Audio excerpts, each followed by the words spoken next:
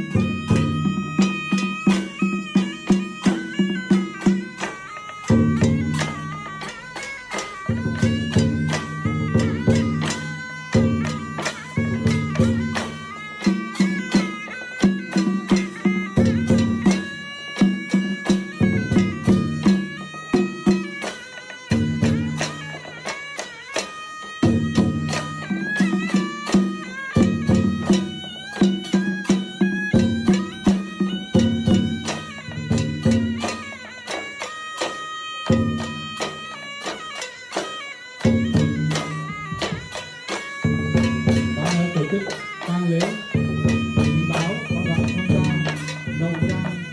vào khánh kim ngôi và lễ sương kính mời đoàn